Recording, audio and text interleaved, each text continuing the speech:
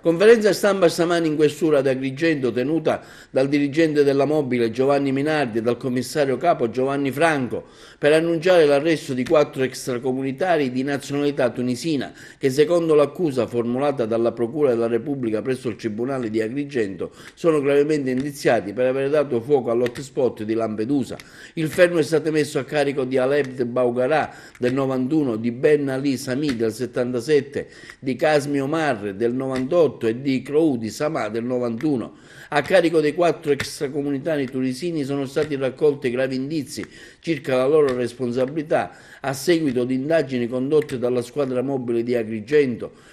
nell'avere cagionato nella serata dell'8 marzo scorso, in concorso tra loro, l'incendio al padiglione di ricovero di immigrati di Lampedusa, meglio denominato ora hotspot, per il riconoscimento del loro stato di rifugiati o no. I 4 tunisini sono stati condotti all'istituto penitenziario di Agrigento, volevano essere trasferiti sulla terraferma e hanno così appiccato l'incendio. Alla conferenza stampa è intervenuto anche il questore Auriemma, che ha anche fatto un apprezzamento a tutto il personale che presta servizio su Lampedusa, perché si espone per l'assistenza e l'accoglienza e poi, laddove possibile, e spesso non è facile, in attività per dare un nome e un volto per un fatto molto pericoloso, perché c'erano anche tante persone che dormivano all'interno del padiglione. Le accuse sono di incendio, che sarebbe l'articolo 423 del codice,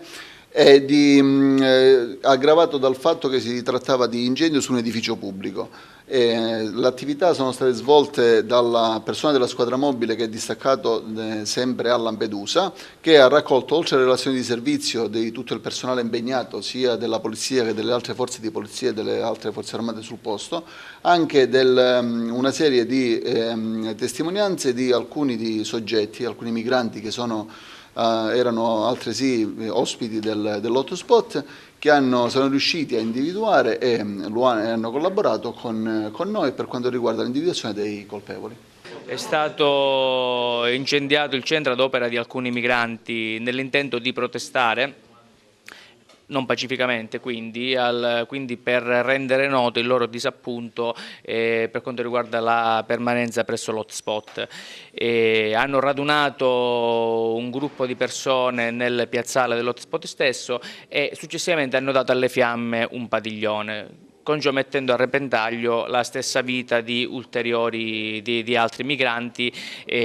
oltre che chiaramente del personale che lì lavora, quindi dalle forze di polizia all'ente gestore del centro. Peraltro poi, quando sono intervenuti anche i vigili del fuoco per sedare le fiamme, un folto gruppo di migranti si è frapposto tra i vigili del fuoco e lo stabile in fiamme allo scopo di ritardare l'intervento e quindi di aggravare le conseguenze dell'incendio. Fortunatamente però le fiamme sono state sedate, tutto è stato riportato, poi l'ordine è stato ripristinato.